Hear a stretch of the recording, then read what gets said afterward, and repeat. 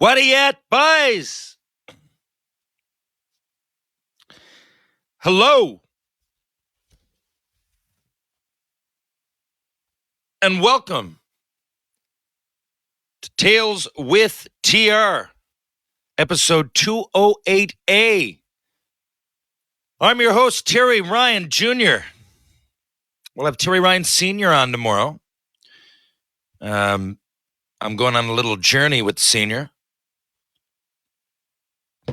We're heading into Gander this weekend because I'm going to join him in the Newfoundland Hockey Hall of Fame. Looking forward to it. Getting inducted, those Newfoundlanders out there, senior hockey fans, with my good buddy Sugar Ray Dalton, Ivan Hapgood. We're also, by everybody there I know, Andy Brake, Tracy Sullivan, great hockey player, and Tulse Chapman. Tulse is a lot older, but I knew of him. Everybody else I've got a personal relationship with in some level. Sugar Ray being the closest, being a teammate. For a long, long time, I've known him since I started playing minor hockey. And anyway, really looking forward to it. Looking forward to the drive with Senior, and those Chicklets fans will know the con man. Connor Donaghy's going to come in, and we're going to have a good time. We're going to go into Gander, Newfoundland tomorrow morning, and really try to take advantage of the better weather that central Newfoundland has. It's been raining in St. John's for what seems like 3 months. I don't remember the last sunny day. Every weekend, I travel to one of these events and realize it's summer everywhere else. And the Moncton event was awesome, by the way. So I'm going to tell you guys a story, okay, about Moncton. There's a lawnmower right outside my window here, so I apologize if the sound is influenced by that. I don't think it is to you guys. I can hear it, and it's kind of bothering me, but people mow their lawns. That's the way it goes. Meaning I'm not going to ask them to stop. So listen, I've talked, I think last time I explained to you guys about Moncton. Now I'm going somewhere with this story, okay? Because I know I've explained it on a couple of shows I've been on, so I don't want to bore anybody that follows me, that listens to the Gregor show. Because I told this story yesterday on the Jason Gregor show, but I feel I have to. I really do. I won't give away why, because it'll probably give away where the story's going. But anyway, this is an awesome event, okay? So the premise of this whole thing, we go in 20 so-called celebrities. Most of us are ex-NHL, most, okay? And then there's four women's teams, I know that. Shannon Zabatos went this year, the legendary goalie. Fiona Smith's there, a couple other girls. And then there's 20 guys, okay? So 24 teams, I guess, total. So actually, I think I'm wrong there. I think it's 16 teams for whatever it is. It's either 20 or 24 teams, okay? This is really unimportant. It's not relevant to the story. What's relevant is that there's a lot of goddamn teams. We raise a shitload of money. Some of the NHLers that were there, I'm just going off the top of my head here, Andre Waugh, Darcy Tucker, Brian McGrattan, myself, Mike Krushelnyski, Chris Neal, Brian Scrudland. It was Grant Marshall was there. Matt Barnaby, did I mention that? Chris Chelios was there this year. So anyway, there was a lot of legends, like I hadn't met Chelios yet, just in passing when I played against him way back in the day. And because he knew Shane Corson and they went out, and I remember just being like wallpaper, but he wouldn't have remembered meeting me. So anyway, and I really didn't get to pick his brain or anything. And this time we had so anyway, I'll get into that in a minute. So the draft happens on the Friday night. What happens is that you get up and most people are already there. So I love going to the Friday morning golf, right? You get to know each other a little bit, have a few drinks, have a bite to eat while you're golfing a beautiful course. Can't remember the name of it, but it was in Moncton, outside of Moncton. And we basically start the day on a positive note. That's what I take from it all. You get to know each other a little bit. And a lot of the teams that are going to be drafting are there. So maybe you get to know the players a little bit for who you're going to draft that night, right? Now, so in Friday night, you go to the event, which is at the arena that we play at, which is I think it's called whatever it is, the Moncton Arena, with there's 4 surfaces together. And for obvious reasons, it's convenient. The Hockey Heroes event, it's called, and they have all kinds of people driving us to and from. There's a lot of volunteers. Out of all the fundraising events I've done, there's the most volunteers at this one. It's really professional. We all stay downtown at the Hilton. There's always people in the lobby to take us wherever we want to go, whenever we want to go. Mostly it's to and from the rink, but, there could be other circumstances. So that's what happens. So if you raise the most money, you get to draft first, okay? So the team who drafted me, I went second. Ryan Getzlaff went first. The team, I can't remember. I think it was Napa Auto Parts. I could be wrong because they picked me last year. All I know is that great buddies, Austin Allen, I still talk to, and a bunch more on that team without getting into that. They drafted me last year, and real good people. This year, a team drafted me called Better Than the Bears. Okay, so they picked me second, and on, right down to the last. And I think even like the last team raised, tens of thousands of dollars. So we pulled in over $1 million at this thing, which is wild, right? So now they raise money over the year, right? And then. So it's not, we didn't raise that in one night. But anyway. So this is awesome. And the first Friday night's cool, man. We go out. I got on stage, sang a couple of songs. Chelios got up and sang, I believe it was Daughter. It was something by Pearl Jam. I mean, we were maggoty drunk. We were drinking all day long. One of the guys from the team that drafted me, Matt Tully, we were doing shooters on like hole 2 and 3. You know what I mean? Like, it's one of those events. It was a lot of fun. Now, I'm not in any way apologizing for that or trying to justify. We were corked. It was great, right? I find the hard part is managing your buzz the whole day long because, we shut the bar down.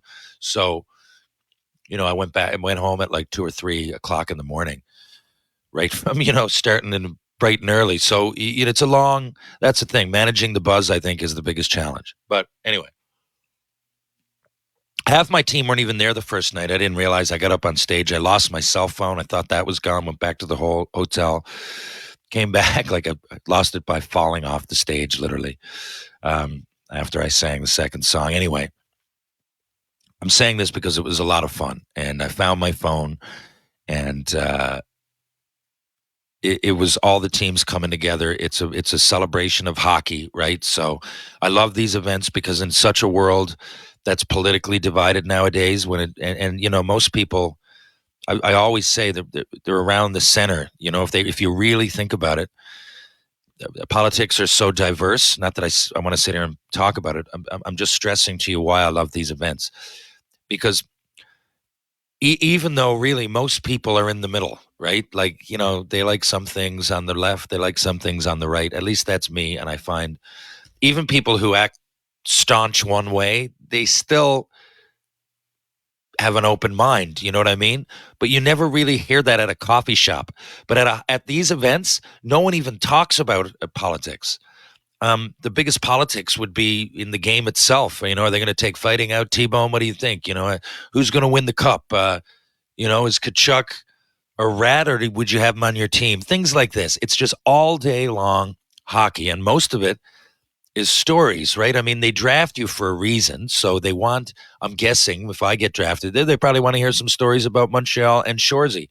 And every time I go to these teams, I find local people that, and some people have gone away and played. All these aren't just local yokels that just come out that can't hold a hockey stick, right? Like, there's a lot of guys filtered through that played somewhere. I mean, people. If I didn't go pro, I still played minor hockey with a lot of guys that, went somewhere, junior A or midget triple A somewhere. So there's a lot of common denominators. Most people in there have a link to you in some way or another. I mean, it's Atlantic Canada. Even hockey itself, we say in Canada, we're losing our sense of our grip on the game. I don't know. It's just going more global. I just looked in 73, 74, because I'm going to ask my dad some questions as why I was looking at that. But the top 50 scorers in the NHL were Canadian. So I'm guessing there was probably 99% of the league. I didn't look further than that. I just put in top scorers, 73, 74, every single one.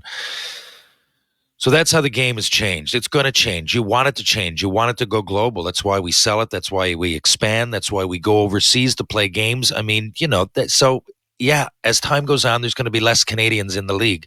I still think we're the healthy, dominant force in the league. But anyway, so people are there from all over as well. So it's just such a fun, positive, vibey weekend. And the games start early, right? So we played picking high. The boys got to play at 10. The game started at 8. And there's 4 rinks, and they're 12-minute run time, right? So there's a lot of games going. So but by the time 10 o'clock comes around, there's already been 10 or 12 games played. So anyway, I guess 8 or 9 games played, but whatever. We started and the boys are all in the room. We were called Better Than the Bears. They called our team. So, and Matt, I'd known Matt was the only face I really knew. So when I got to the rink, I was filling in some of the boys on last night's festivities. And I kind of felt bad that I didn't meet up with all of them, because we went to this place, the Old Triangle, but a lot of my team was waiting for me at the gate, St. James Gate, and I missed that. I missed the memo. So I felt kind of bad. So I was getting to know them in the morning, and they planned a dinner that night at this place called Five Bridges. And Matthew Barnaby's team was going to be there. He's a good buddy of mine when we go to these things anyway. So I love hanging out with Barnes a bit. And so, you could these teams draft you, and other than the games, they can suggest anything, and you go along with them. And they might take you on a boat ride. I don't know. They might take you over to their place. There's always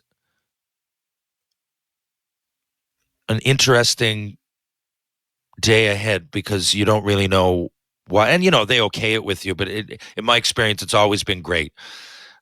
So these guys knew this place. It was maybe a 10 or 15-minute drive, a little bit out of the nucleus of the town, but a cool spot. And it was good because Barnaby's team was going there as well. So I was like, okay, this is going to be nice. So let's play our couple of games today, and then we're going to have a nice dinner, and I'll tell you guys some of the stories that you missed out on last night. And these seemed like wicked dudes. In fact, I got to the rink like an hour and a half early, and a few of them were there. So we really broke the ice well. And when we got onto the ice, these guys, we broke the ice, and then we got onto the ice. And I don't know everybody's name. There's Shooter McGavin, one dude called Stretch, our goalie, Mike Olton. And anyway, it was just, without listing off everybody on the team, they're great people, and I'm probably going to see them again. But anyway, see them again like it's a relationship. I mean, I go to that area a lot, so I suck at golf, and I told the boys maybe, take me out. I'm definitely going to be back. I'm going to Freddie Beach, Fredericton this summer, which isn't far from Moncton, so I'll probably head down. Point being, these are real good guys, and I can tell that just playing that first game, that it was a vibe. We're telling stories on the bench. The kind of guys that you meet after like an hour, and you're probably going to see again in your lifetime, right? And I mean that. I'm not just fucking saying it for the sake of this podcast or to create a happy vibe. That's the way this thing is. It's a magical event. It really is. It's days long. It's not just the one game like a lot of things are. And I love all of them that I do, connecting with communities and everything else. But this one has a different flavor because of the length, because of the money raised, and the connections that you make with people. not just hockey. There's so many volunteers. There's more volunteers than there are players. But anyway, so that's the vibe that's happening. And these guys are telling me that, we're going to lose for sure. And I'm going, okay, it's not about winning or losing, but you'd like to win with your team, right? You'd like to snap the puck around a little bit, hit the back of the cage, get some boys on the board, pad the stats a little bit. It'd be nice. So I was playing every second shift. We were down a centerman, which is all right. So I got to play with everybody. And we ended up, it was 8-7 for us with like 3 minutes left. Mike Olton, the goalie I mentioned, comes over. 2 backdoor saves, like out of nowhere. Like that fucking Carey Price would be proud of. Late in the game, too. And Matthew Barnaby was one. And they had a couple of snipers. Forgive me, boys, if you're listening to this. I can't remember everybody's name. I will. I got some contacts. And, I've been back and forth DMing with some people there, and I'll gather all your names as we go. I forget, but there was one big tall guy with a real cool mullet, like old school. I know everybody says old school, but this mullet was like, it took him years. Okay, it was long and thick on the back, real tight on the sides, and then back to long up top. He was a tall presence, like 6'4", 6'5". Anyway, he gets one. He's right in front of me. I missed my check. He's right in front of me. He's my guy. And I see the net open up. And it's 8-7. And Barnaby just got stopped in the same manner. And I know Mike said that he wasn't a great goalie and he was rusty and everything. But if he's good at one thing, it's side-to-side block. So he pushes off with left, comes across, boom, knocks this thing out of the air like it's a TSN highlight of the night. I'm right behind him and I can see the play. 8-7. We go down and score. Then we go down and score again on the empty net. The boys are pumped. Again, it's not about winning or losing, but it's cool that we had a team that really, and we were pretty suspect. Here's the thing. We had some real fast guys with no head, and then we had some guys that were slower, like Matt. Matt Tully's normally a goalie, he said, but he had hockey sense. Hockey IQ was there. The feet weren't. And then we had guys like Stretch that were right somewhere in the middle, right? But we generally had hockey IQ. So people know where to be. And if they have time where to pass it, it's just getting there where they need to be and it's having the time to pass. So I guess that's up to me as the pro to like kind of lug the puck a little bit, kind of, have someone. To me, the whole game is mathematical. It's about odd man. It's about breaking it down to 3-on-2, to 2-on-1, to 1 on goalie. So I try to hold on to it, maybe go into the corner, have someone come on me. Now I know somebody's open. If there's 2 on me, so if there's 3, bonus. Now 2 people are open. You know what I mean? That's how I think at these things, because you got to try to get, if I get a breakaway, I'm waiting to see who's behind me. How can I take the goalie the furthest out of the net? And then leave it into the empty for one of those guys, right? That's the way I'm thinking.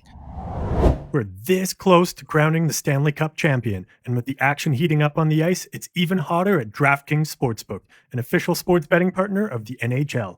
New to DraftKings? Well, listen up. New customers can get a no-sweat bet up to $1,500. Just deposit at least $5 and you'll get a bonus bet back equal to your first bet if it doesn't hit. Download the DraftKings Sportsbook app now and use promo code THPN. That's code THPN for new customers to get a no-sweat bet up to $1,500 if your first bet doesn't hit. Only on DraftKings Sportsbook. The crown is yours. Gambling problem? Call 1-800-GAMBLER or in West Virginia, visit www.1800gambler.net. In New York, call 8778-HOPE-NY or text HOPE-NY. That's 467-369. In Connecticut, help is available for problem gambling. Call 888-789-7777 or visit ccpg.org. Please play responsibly. On behalf of Boot Hill Casino and Resort in Kansas. 21 plus, age varies by jurisdiction. Void in Ontario. One no-sweat bet per new customer. Issued as one bonus bet based on amount of initial losing bet.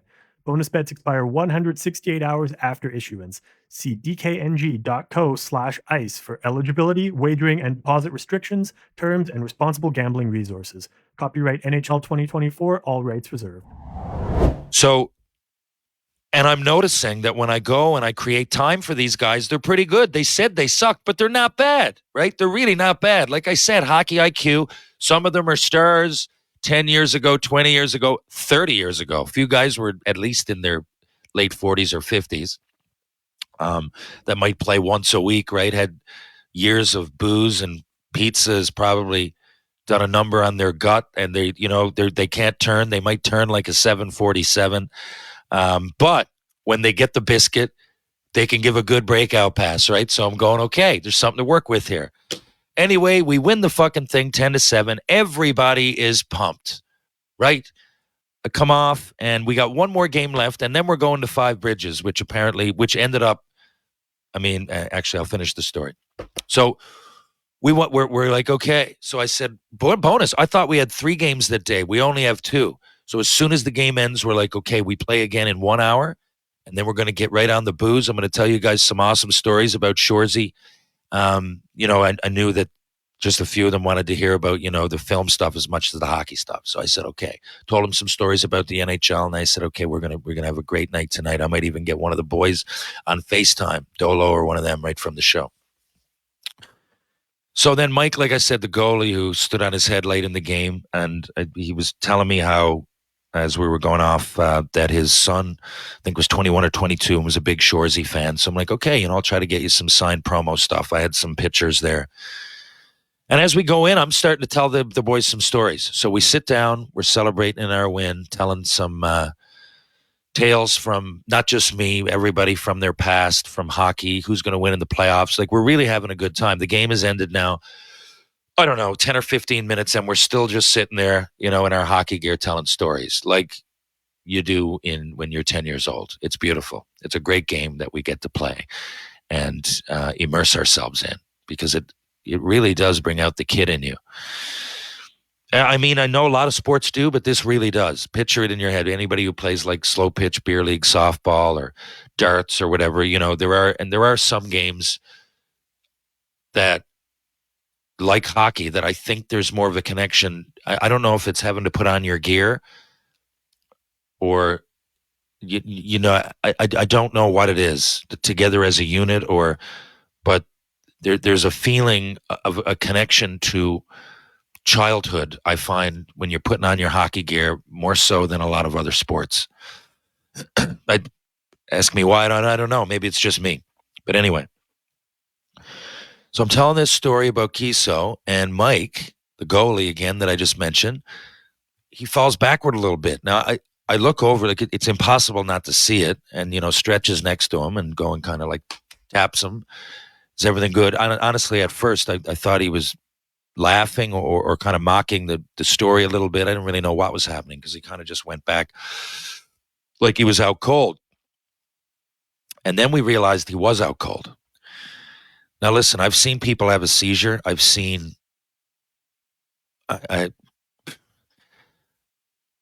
seen some crazy things. It had been a while since I'd been in shock, but we realized Mike was out cold. Something had happened. Something had happened to his heart.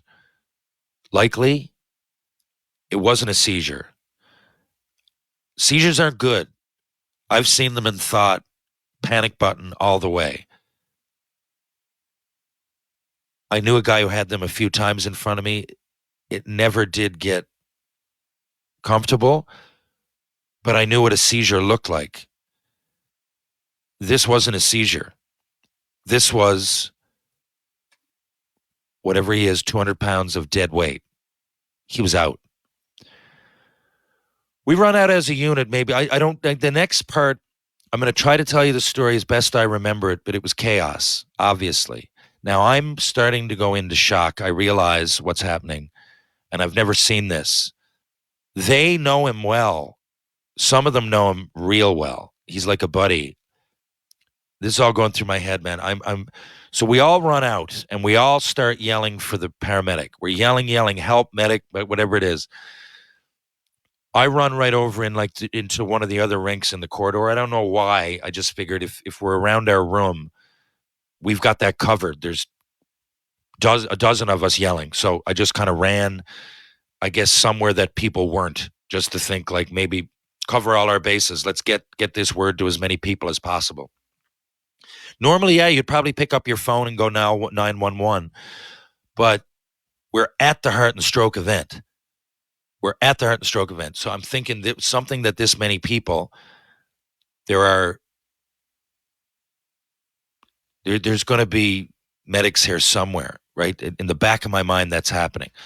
When I go back into the rink, originally with the dressing room that I'm at, now again, this is a panic here, but there's a couple of minutes that have gone by. He's still not but there's people. He's still not with us. He's still out cold. But it turns out when I come back that there were a couple of paramedics like right outside our room, and not only that, they had the defibrillators. So this tournament has been going on for 12 years, I think they said, here in Moncton particularly, or there in Moncton. And the whole reason that they had the defibrillators is because of the money. Again, we raise almost $1 million a year for that long. And with that money, part of it has gone to making sure that every arena has defibrillators. And I guess there was 4 services, so there was 4 sets there. So like, they were in the. I don't know when, because I left the room and I'm off on a mission to get medics in there. But when I go back, like apparently they were right next to so they were in there like as close to immediately as you could get. They were in the room. Now I'm sitting outside. Jeff Courtnall, another NHL legend, he's there, and we just don't know what to do. Jeff wasn't in the room because he wasn't on my team. I was in there, but I just chose to stay out by him just to not cause a clutter in the room. Like maybe at this point, the less people, the better. I love him. I want to care about him. I do care about him. I mean, love might be a strong word, but he seems like a really good guy, and I do care about him, even though I just met him. I can't imagine the other guys, but I'm thinking to myself, it's probably selfish to go in and take up all that room. They need medics and they need Mike in there right now. And maybe his friends in there that are really, really close to him. But anyway, 10 minutes go by. Now, I'm astounded. I'm going, if 10 minutes have gone by and he's not back with us, can you go that long without oxygen to your brain? There's a lot that I don't know that I'm learning on the spot.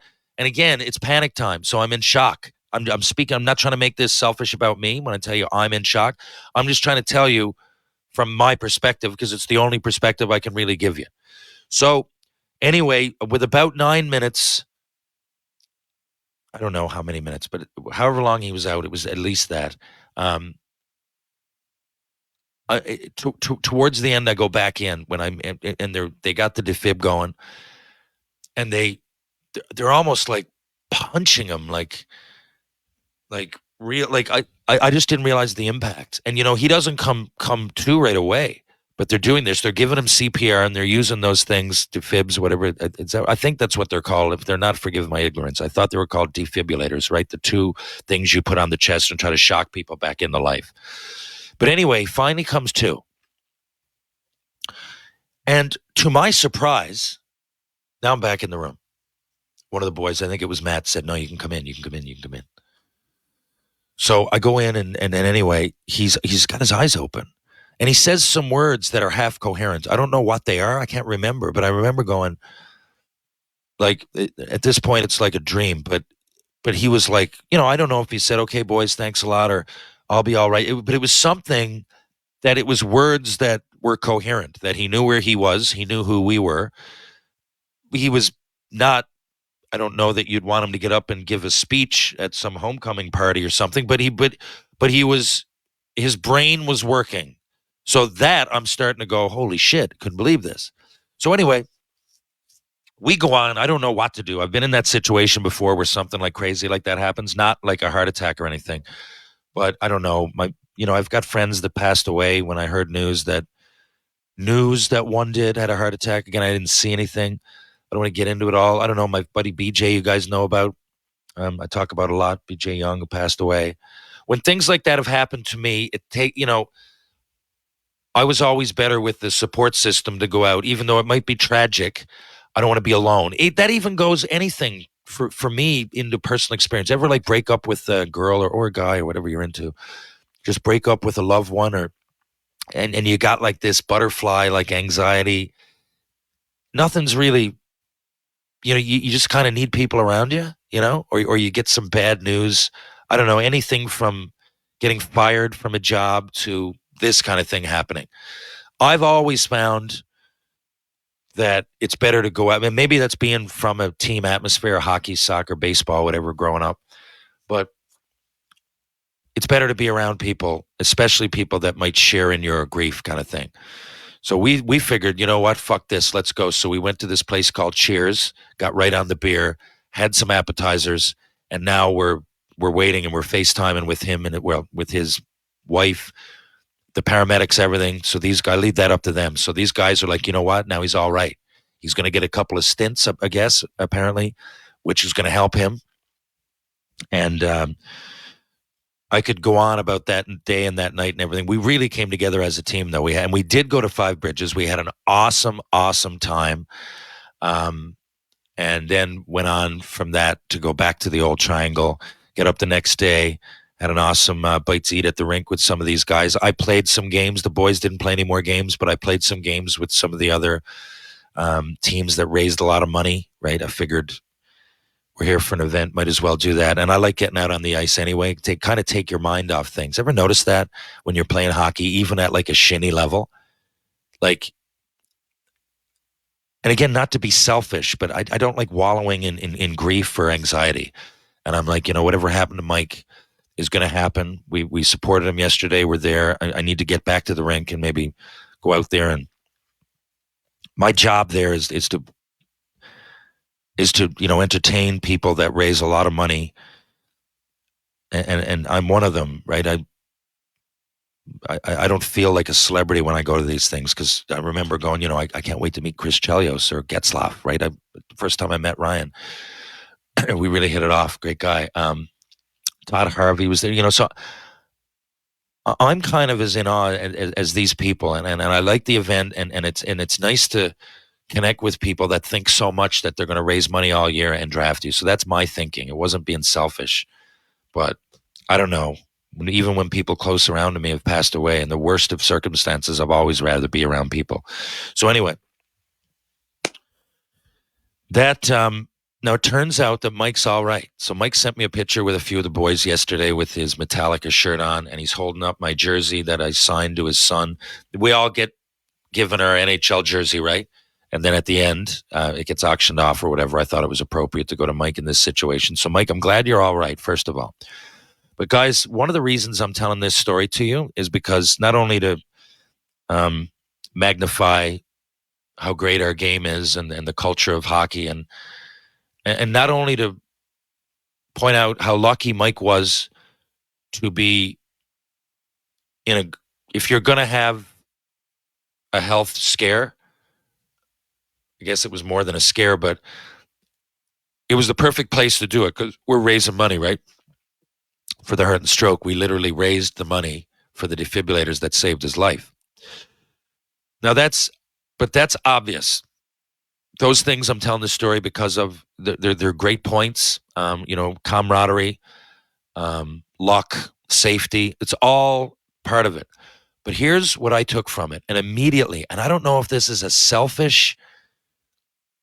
I don't, but as it was happening, like the immediate thing that struck me, because I love my daughter so much. And I was just like, I often go like, this is immediate. I know this is fraction of a second. I know it's hard for me to explain to you how quick this thought came into my mind, because it was just like omnipresent. It was just there. Immediate. Subconscious at first, but I knew it was there. Like, I often, when I get back from these things, so right now I'm saying this, it's Friday. This was last Sunday, it's Thursday, sorry. So I often come back on that Monday. What I often would do is take my phone, throw it under the fucking couch, get half hour outside of town, take my fishing rod. Not that I'm this big fucking angler or whatever. I'm very basic. I'm from Newfoundland. I'm not the kind you joke about fishing, though. I don't do, I can cod jig. I go out in my friends' boats on the ocean here and there. But mostly when I say I fish, it's just trout on the side of the fucking road, right? I know how to tie on a spinner. About 2 or 3 feet up from that, I tie on a little fly and I drag it across the top of the water.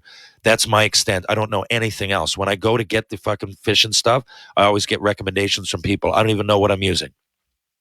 I just I told you guys, like when I have anxiety, I get a lot. I'm high strung, as you know.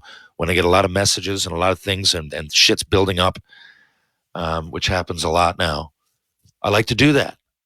And I thought to myself, that could happen to me just because I'm in shape and I look healthy. What's happening on the inside? I mean, I don't know.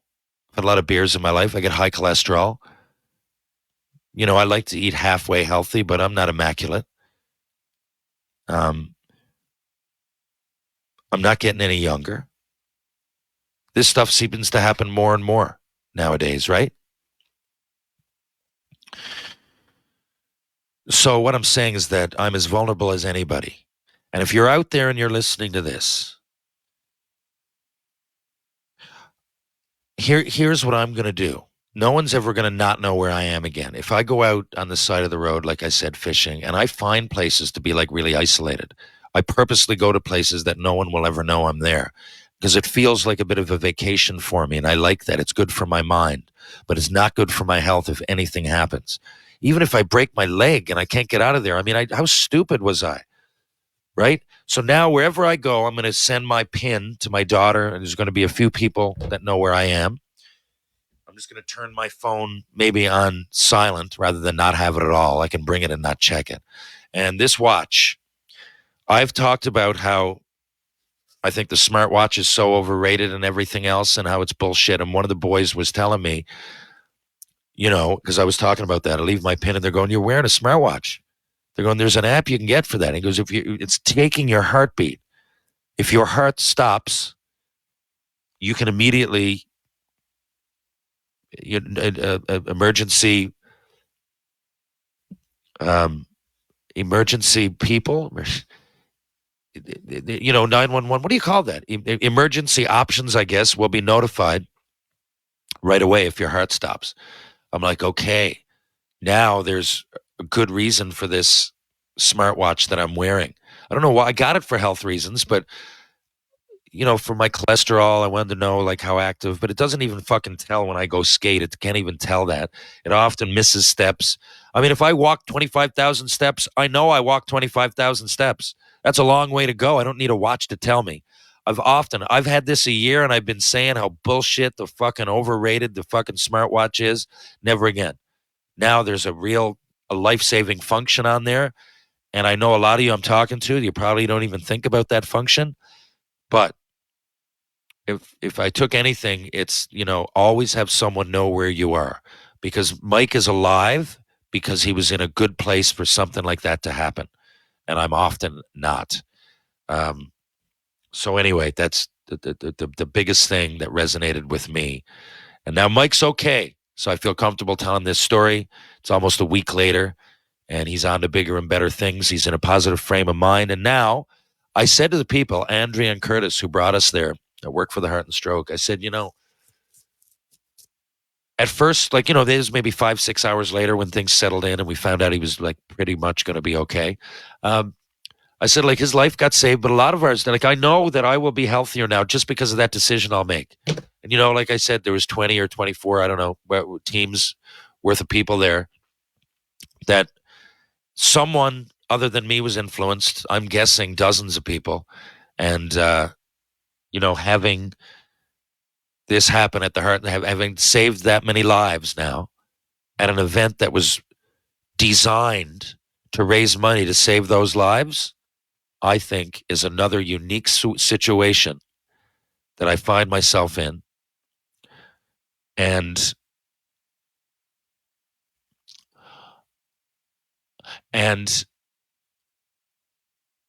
I hate, and I really do think that, I'm not saying it was positive, but a lot of positives came from the negative. Because I don't want to disrespect Mike by saying, a lot of good came from this, but a lot of good did. I'm not glad it happened, but it happened. No one has a time machine. Mike's okay. And in a weird, twisted way, the tournament for me and a lot of people there brought us together more than any other because of what happened. Adversity often invites that good human camaraderie and problem solving. It invites it, doesn't mean it always happens. We just had a good group of people, positive-minded, smart, educated people that went out at some point and became paramedics. Their decision paid off, right? There's so much to unpack. I just want to thank everybody involved in Moncton. My team, like I said, Curtis and Andrea brought me there. Bob Clark, Andrew Jackson from Jackson Events, all the great NHLers there that create memories for these people, give up their time. Ryan Getzlaf doesn't need the fucking money, right? I'm not saying anybody does. I'm just pointing it out. He's there to help a great cause. None of us do it for the money. It's peanuts compared to what we raise. Obviously, they pay us a little bit for our time. No one's greedy. Trust me. I know what we all get when we go there. That's never the point. I could stay at home and work on a film, and I could take the same money doing a lot of different things. So a lot of us could. Guys like Matthew Barnaby and Chris Neal and Ryan Getzlaf and Brian McGrattan, Phil Myers, who's still actually playing, probably more so. But they choose to go to these events because they make people smile, they bring people together, and they're important not only for the hockey community, but for us as human beings. It's a positive thing. Outside of hockey, it transcends the game, it transcends sports. It's human life, it's human friendship, it's human problem solving, and it's human love, to be honest. And in these times of such diverse people, such a diverse world with such ignorant thoughts common throughout, it's events like this that make me confident in humanity. Thanks again to everybody involved. Folks, I'll be back real soon with Terry Ryan Sr. If you're downtown St. John's, you want to go for a beer, go to the Bullet Barrel. Try out Trinity Pub. Try out TJ's Pub, Rob Roy Confusion, the Martini Bar, and why not Greensleeves? If you want a bite to eat, Merchant Tavern, Blue on Water, and Loose Tire, as good as choices as anywhere. And, of course, Wedgwood Cafe, who also do catering. Wait, Peter Wedgwood, Wedgwood Cafe. Check it out, Elizabeth Avenue. If you want strength and balance for the body and mind, go to Ryan Power Conditioning on Rope Walk Lane. There's 2 locations of Mr. Lube here in St. John's, Newfoundland and Labrador. Torbay Road, Kinmount Road. Live, laugh, lube! Pitbull Pain Relief. The pain sticks. Just don't quit. Go to pitbullpainrelief.com. See what all the fuss is about. True Hockey. Take what's yours. Thanks to everybody at True Hockey for the awesome gear and the awesome sticks. Folks, will be back. Just a day with more Tales with TR. This time it'll be Tales with TR and Tales with TR Senior. Thanks for listening. Catch you guys on the rebound. Back soon.